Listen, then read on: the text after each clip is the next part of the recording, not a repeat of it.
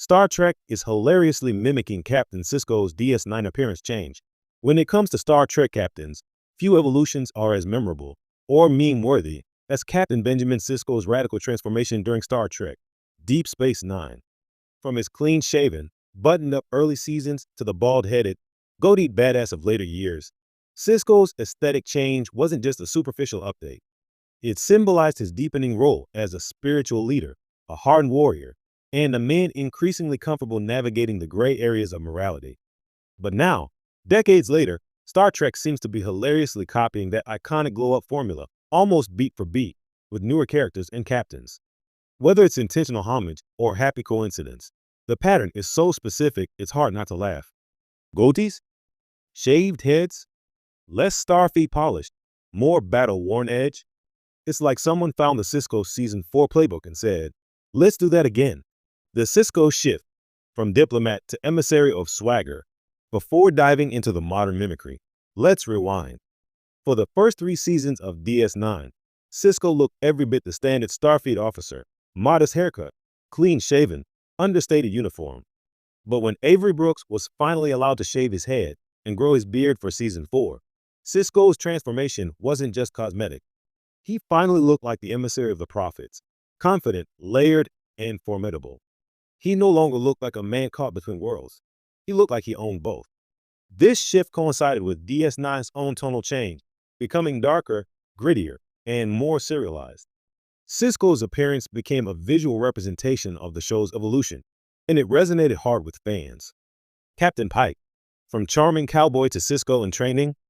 Fast forward to Star Trek, Strange New Worlds, and you see a modern captain who, while not bald or goated yet, is slowly getting the Sisko treatment. Anson Mount's Captain Pike started out with a coy pompadour that could have hosted its own spin-off. But as the series progresses, Pike's hair has gotten shorter, and his demeanor is less jovial and more grounded. There's even been fan speculation about a future visual shift.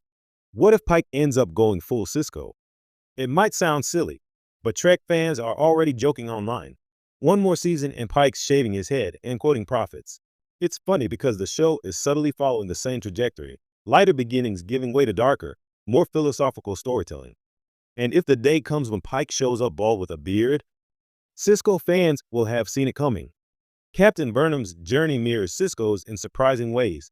Then there's Star Trek Discovery's Michael Burnham, another character who unintentionally echoes the Sisko evolution. Burnham, like Sisko, begins as a conflicted officer caught between Starfleet duty and something bigger.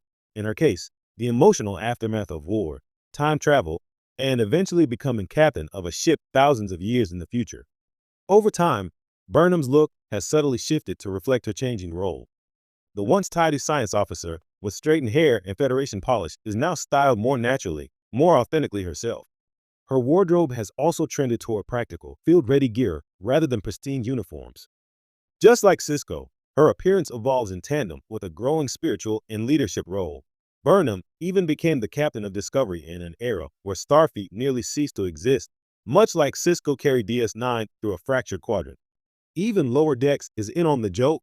Let's not forget Star Trek, Lower Decks, which never misses a chance to poke fun at Trek history.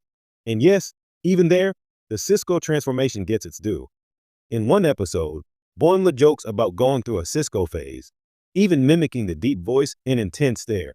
It's played for laughs, but it's also a nod to just how iconic the transformation was. Even the show's occasional visual gags have referenced Sisko's different looks, with Blink and You'll Miss It frames featuring variant versions of him on pads or background posters. The writers know that fans notice and adore that era-defining beard and glare combo. Why this transformation keeps repeating? So why does Star Trek keep mirroring the Sisko transformation arc? The answer might be simpler than you think. It works. There's something deeply satisfying about watching a leader visually evolve alongside their character growth. Sisko didn't just say he was becoming more than a Starfleet officer. He looked the part. And today's shows understand the power of that visual storytelling. It's one thing to hear that a captain is more battle-tested. It's another to see them with a shadow jawline, trimmed down uniform, and hardened,